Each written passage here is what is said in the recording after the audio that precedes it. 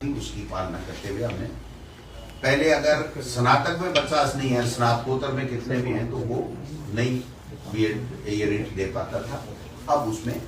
कर दिया गया, दोनों में से किसी भी में भी अगर वो 50% है तो वो भाग ले सकता है रीट के अंदर। दूसरा जो न्यूनतम अंकों का था, बाकी अन्य कैटेगरी के लिए जो 12वीं में या जो बीए में उनमें जो छूट थी वो ईडब्ल्यूएस और ये जो हमारा दूसरे जो दोनों एमबीसी है उसमें भी उसको शामिल करते हुए पहले की तरह बराबर इन दोनों कैटेगरी को भी हमने शामिल कर लिया है। वाणिज्य जो विषय था उसकी काफी समय से मांग उठ रही थी और उसको शामिल पहले नहीं किया जा रहा था। अब हमने इसको सोशल स्टडी L2 जो L2 का होगा हमारा बीएड किया हुआ व्यक्ति, तो उसमें सोशल स्टडी के अंदर हम उसको बीएड वाले को पात्र मान रहे हैं। एक रीट के साथ हमें सिलेक्शन का जो क्राइटेरिया था, जो पहले रूल थे उसमें 30% एकेडमिक के थे और 70% रीट के थे। तो हालांकि ये रीट का पार्ट नहीं है, लेकिन बताना जरूरी है क्योंकि जो बच्चा रीट दे रहा है उसको ध्यान में रहना चाहिए कि मेरा सिलेक्शन का क्या क्राइटेरिया है। तो उसको जो हमारे राजस्थान के नौजवान शिक्षित बेरोजगार जो ज्यादा आने चाहिए, जिनकी बहुत बड़ी मांग थी, उसको ध्यान में रखते हुए अब जो पहले हमने टेट में कर रखा था उस तरीके से यहाँ पर 90% और 10% उसकी जो 30% पिछली सरकार के समय था, जिससे काफी ये शिकायतें आई थी और काफी फर्जी डिग्री लेकर के बाहर के लोग भी आ गए थे। तो मैं समझता हूँ राजस्थान के लोगों को ज्यादा से ज्यादा वेटेज मिले, इसके लिए भी हमने किया। एक सिलेबस बना था, तो इसमें जो एनसीटी की गाइडलाइन है उसमें है कि प्रचलित पाठ्यक्रम के हिसाब से आपको सिलेबस देना है। तो हमने दोबारा से सिलेबस तैयार करवाया माध्यमिक शिक्षा बोर्ड की टीम से, और उस सिलेबस में हमने राजस्थान को जहां जहां हमारी पुस्तकों में राजस्थान है वहां पर राजस्थान को सबसे ज्यादा, राजस्थान की भौगोलिक स्थिति, संस्कृति आदि चीजों को हमने भूगोल, इतिहास, कला, संस्कृति सबको वेटेज देते हुए सिलेबस का निर्माण किया है। और जो सिलेबस है वो भी हम रीट के साथ या 1-2 दिन में जो भी माध्यमिक शिक्षा बोर्ड उचित समझेगा तो उसमें वेबसाइट में साथ में लगा देगा, जिससे वो बच्चे अपना अध्ययन कर सकते हैं। बाकी जो मोटा मोटी चीज है,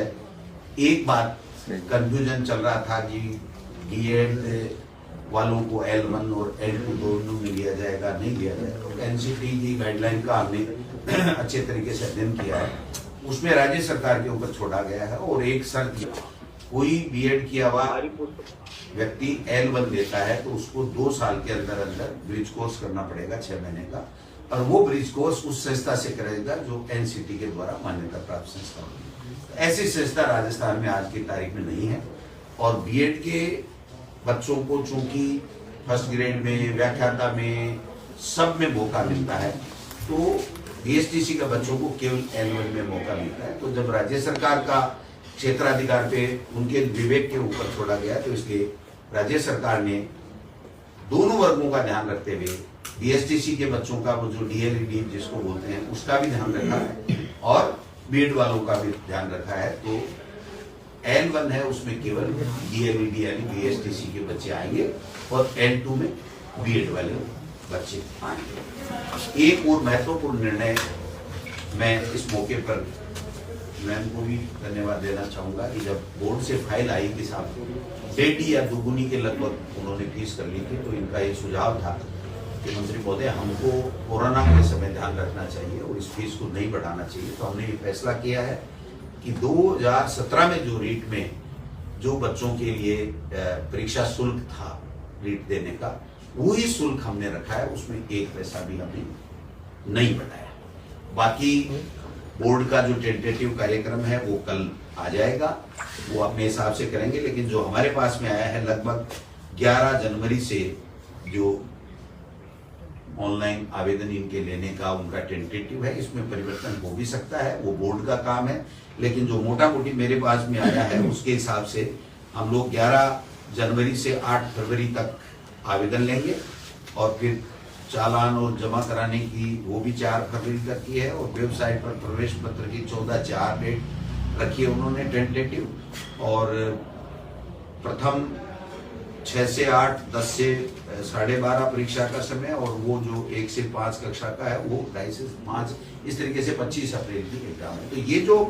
मैंने टाइम टेबल बताया, ये बोर्ड अपने आवेदन लेने का घटा सकता है, बढ़ा सकता है, वो उनके विवेक पर, उसमें राज्य सरकार का कोई दखल नहीं है। हम केवल ये जो छूट दे रहे हैं या हमने जो नए निर्णय किए हैं, जो हमारे शिक्षित बेरोजगारों की ऋण देने वालों की जो मोटी मोटी समस्याएं थी, उनको काफी जद्दोजहद के बाद में, काफी विचार विमर्श करके पूरी तरीके से एनसीटी की गाइडलाइन के हिसाब से हमने इसको दुरुस्त किया है। जो मोटा फैसला किया गया है, वो मोटा फैसला राजस्थान के बच्चों को ज्यादा से ज्यादा मौका मिले, इसके लिए राजस्थान का जो हमारी पुस्तकों में पाठ्यक्रम में है सामग्री, उसमें से जो सिलेबस है उसका निर्माण किया गया है, और जो 10 और 90 का जो वेटेज है वो वेटेज हमें आगे सिलेक्शन में है। ये मोटा मोटी जो आज हम भेज रहे हैं, अब वो आज कल निकालें परसों निकालें, वो उनके ऊपर है। जब भी विज्ञप्ति निकलेगी उसके बाद में